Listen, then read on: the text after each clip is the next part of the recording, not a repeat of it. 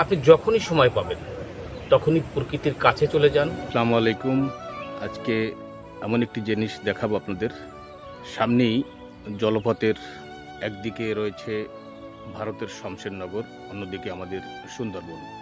চলুন আমরা এগিয়ে যাই। আপনারা দেখতে পাচ্ছেন আমি এখন হাঁটছি নদীর এই পিচ্ছিল কাদামাটিতে। আমার চারপাশ জুড়ে দেখুন মাটির বুক চিরে অদ্ভুতভাবে উপরে উঠে এসেছে অসংখ্য শিকড়। এগুলোকে বলা হয় শ্বাসমূল। এই যে ছোট ছোট কেওড়া আর বাইন গাছের চারাগুলো দেখছেন, এরাই সুন্দরবনের ভবিষ্যৎ। সবচেয়ে অবাক করা বিষয় হলো সৃষ্টিকর্তার মহিমা। প্রতিদিন দুবার নিয়ম করে জোয়ার আসে, এই চারাগুলো নোনা পানিতে ডুবে যায়, আবার ভাটা হলে ওরা জেগে ওঠে।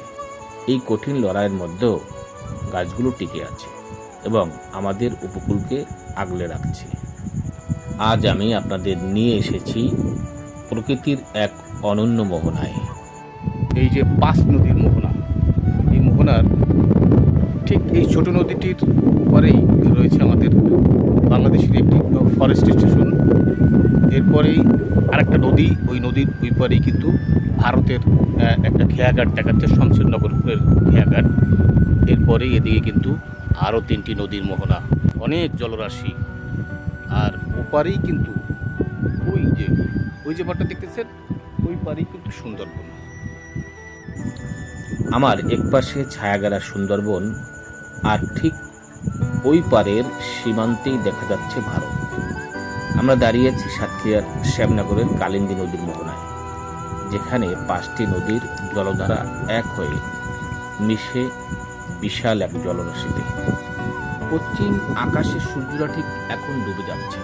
এই শান্ত বিকেলে পাখিদের কিচিরমিচির আর বনের নিস্তব্ধতা অন্যরকম এক ভালো লাগা তৈরি করে। আপনি প্রকৃতির মাঝে না আসলে প্রকৃতির স্বাদ পাবেন। এই শহরের জীবনটা আমাদেরকে দিন দিন অতিষ্ঠ করে তোলে। আপনি যখনই সময় পাবেন তখনই প্রকৃতির কাছে চলে যান, প্রকৃতির সাথে মিশুন, তাদের সাথে কথা বলুন, দেখবেন এমনিতেই আপনার মনটা ফ্রেশ হয়ে গেছে।